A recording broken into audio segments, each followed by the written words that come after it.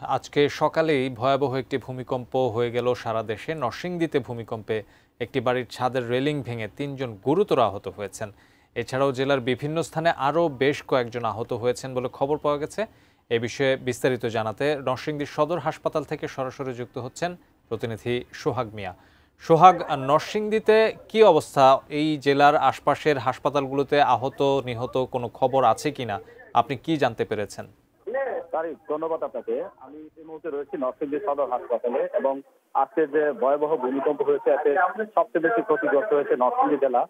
নরসিংদী সদর হাসপাতালে রয়েছে। এখানে সদর হাসপাতালের ইমার্জেন্সি বিভাগের তথ্য মতো এখনো পর্যন্ত 40 জনের বেশি ভূমিকম্পে তারা আহত হয়ে এখানে চিকিৎসা নিয়েছেন। অনেকে ভর্তি রয়েছেন এবং অনেকে চিকিৎসা নিয়ে বাড়ি ফিরেছেন। আর এখনো পর্যন্ত এই সংখ্যাটা 40-এর বেশি।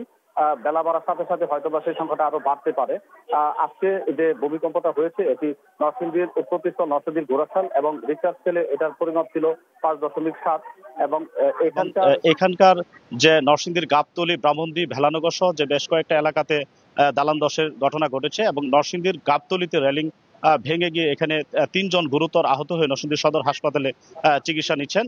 এবং এখানকার যারা সাধারণ মানুষ রয়েছেন তারা বলছেন যে তীব্র জাকুনি সহ যখন এই ভূমিকম্প অনুব্রত হয় মানুষের মধ্যে আতঙ্ক ছড়িয়ে পড়ে এবং মানুষ ঘরের বাইরে বেরিয়ে আসে এবং এখনো পর্যন্ত অনেক মানুষ তারা ভয়ে ঘরে প্রবেশ করছে না। এখানকার সাধারণ মানুষের ভাষ্য যে এখনো পর্যন্ত নরসিংদীর ইতিহাসে এটি সবচেয়ে ভয়াবহ ভূমিকম্প।